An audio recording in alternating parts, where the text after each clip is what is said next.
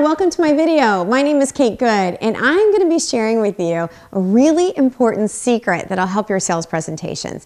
You've heard about objections before. You might have even heard that objections are good things. I completely agree. Objections are often buying signals. It means the customer is interested in buying from you, but there's something they need to overcome before they can make that decision. Now, here's the little known secret.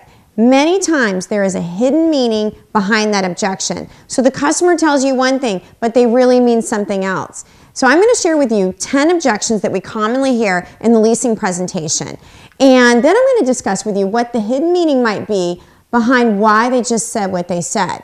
Now, when I share this with you, I want you to think about how you can go back and adjust your sales presentations so that in the future you don't hear that objection. So first up, here's an objection we commonly hear. It costs too much. We might have heard this one a lot lately. What this customer is really saying to you is you haven't proven its worth. If you tell me why it costs this amount, I'm more likely to accept that price. So here's a situation where I would adjust my sales presentation to focus more on value. Where is the value? We know that people see a lot of value in convenience, making their lives easier. That could be location, all sorts of things. Sell the value items about your apartment community. Then you won't hear that objection quite so often that it costs a lot of money because they understand why it is the price that it is. So focus on value. Next up, you might hear this objection. We don't need this.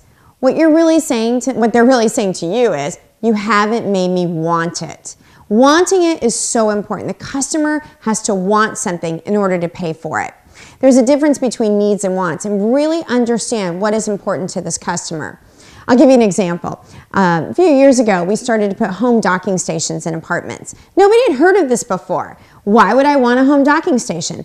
We truly had to explain to them what it was, how it was going to make their life easier, more convenient. You come home at night, you put all of your electronics on the counter, you plug them in, they recharge, they're ready to go for you the next morning. This is a convenience factor. It's nice and neat on the countertop. It looks good. It's going to keep your apartment looking great.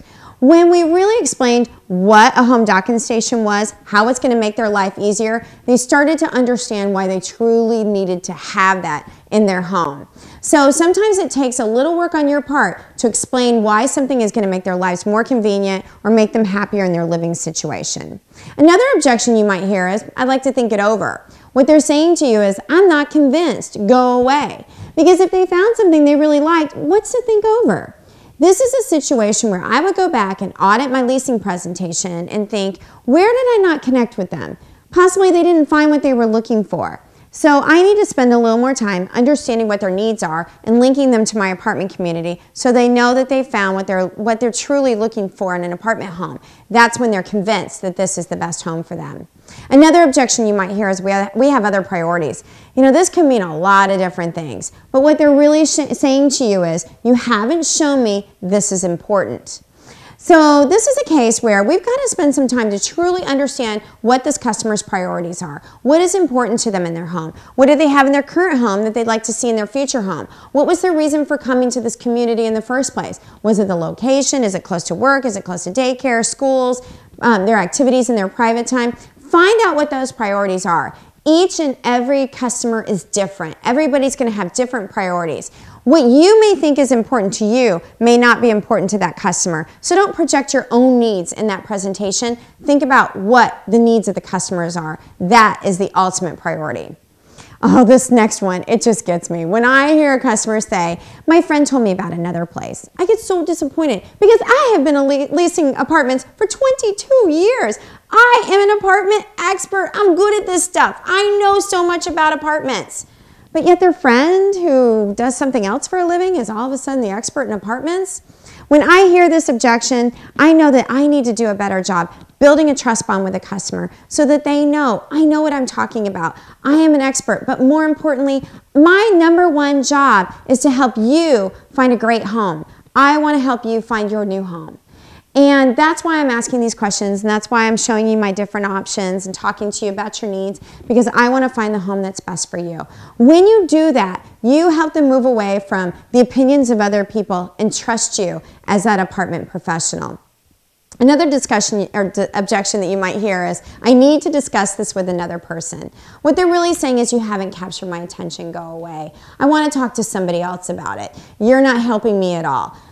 This is a really good clue. The hidden meaning here is, hey, you've got to be that person that can not only present the product, but help the customer make a decision. Working through that decision-making process is a big part of the sales presentation. Think about how you can do that with the customer.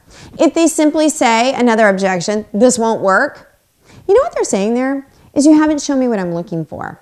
Again, you didn't listen to that customer. There's a reason why we have greetings, first impressions, information gathering, create a presentation, close, and follow-up. And they all go in that order. We have to spend that time in the greeting and the first impressions to really build rapport with the customer so we can get to the next stage of the sales presentation, which is gathering needs, asking questions. Because then when I'm demonstrating the apartment, I know what's important to this customer. So I won't hear those statements like, this won't work, because I'm truly in touch with my customer now.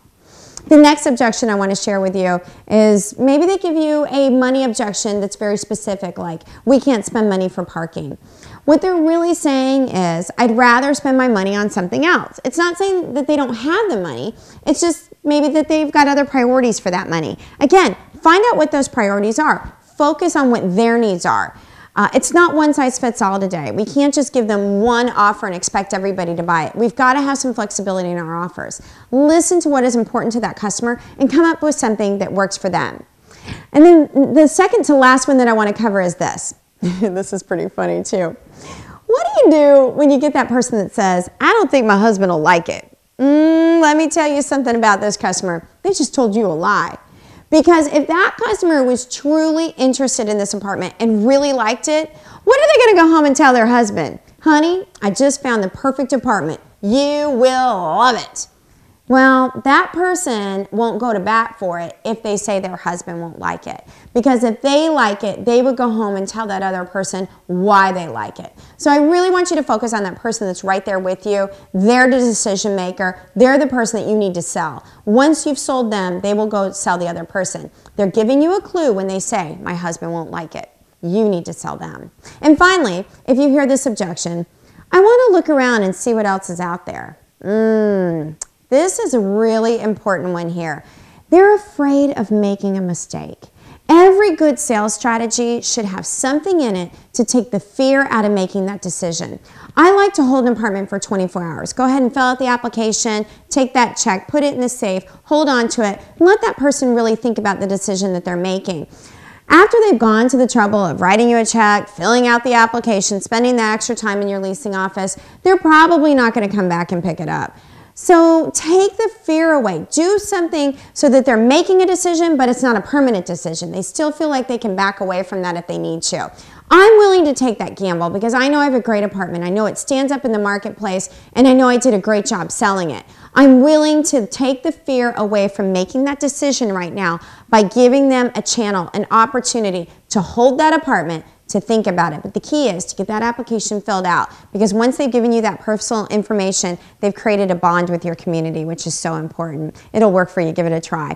So those are the top 10 objections and all the hidden meanings that might be behind them.